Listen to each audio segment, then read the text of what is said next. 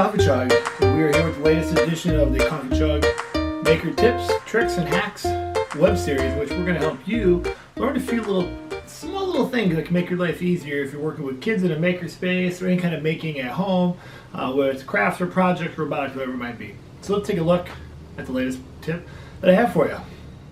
Alright, let me go ahead and set my coffee down. For this one, you're actually going to need a pair of safety glasses, which is probably pretty good to have for most products that we have.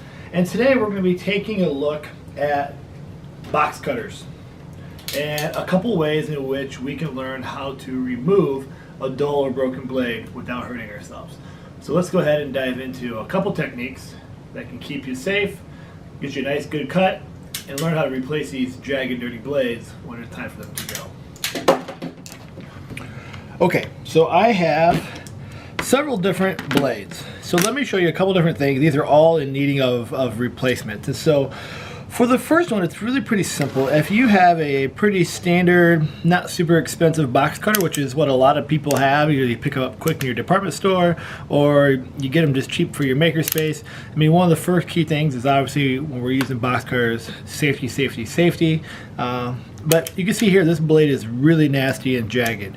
And so what I want to do is I want to get it where, I don't know if you can see, but I want to get where this next blade, the line is right there. Just one line above the plastic harness. And a lot of these box cutters have this back piece, which if I had two of these, I could actually just use another one to break off. But if you don't only have one, we simply just pop this off. And a lot of people don't realize that there's a little slot right here. So then what I can do is I can put this blade right in there and just break it off. And now I am ready to take off with my new blade. Be real careful taking it out. Slide this guy right back onto the back, and we are in business, ready to cut. Something I do with old blades, I've seen two different techniques.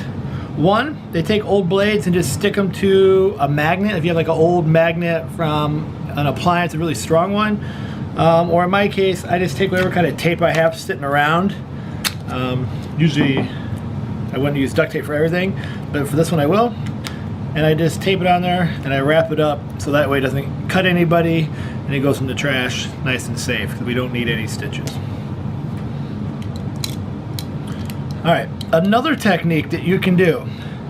So